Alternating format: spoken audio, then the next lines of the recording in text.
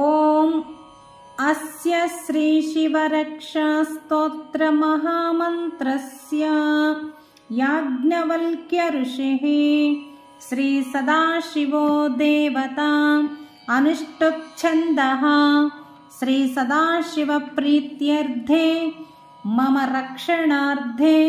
श्रीशिवरक्षास्तोत्रजपे विनियोगः। चरितं देवदेवस्य महादेवस्य पावनम् अपारं परमोदारं चतुर्वर्गस्य साधनम् गौरीविनायकोपेतं पञ्चवक्त्रं त्रिनेत्रकं शिवं ध्यात्वा दशभुजं शिवरक्षां पठेन्नरः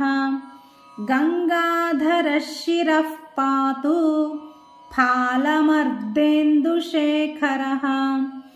नयने मदनध्वंसी कर्णौ सर्पविभूषणः घ्राणं पातु पुरारातिः मुखं पातु जगत्पतिः जिह्वां वागीश्वरः पातु कन्धरां शशिकन्धरः श्रीकण्ठः पातु मे कण्ठं स्कन्धौ विश्वदुरन्धरः भुजौ भूभारसंहर्ता करौ पातु पिनाकधृत् हृदयं शङ्करः पातु जठरं गिरिजापतिः नाभिं मृत्युञ्जयः पातु कटिव्याघ्राजिनाम्बरः शक्तिनी पातु दीनार्तः शरणागतवत्सलः ऊरू महेश्वरः पातु जानुनी जगदीश्वरः जङ्घे पातु जगत्कर्ता गुल्पौ पातु गणाधिपः चरणौ करुणासिन्धुः सर्वाङ्गानि सदाशिवः एतां शिवबलोपेतां रक्षां यः सुकृती पठेत् स भुक्त्वा सकलान् कामान्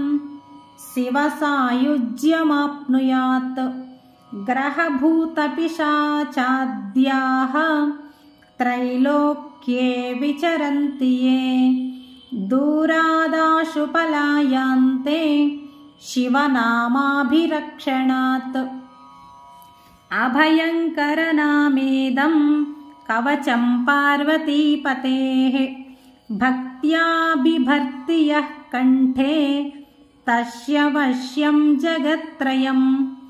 इमां नारायणस्वप्ने शिवरक्षां यथादिशत् प्रातरुत्थाय योगीन्द्रो याज्ञवल्क्यस्तथा लिखत् इति श्रीयाज्ञवल्क्य प्रोक्तं श्रीशिवरक्षास्तोत्रं सम्पूर्णम्।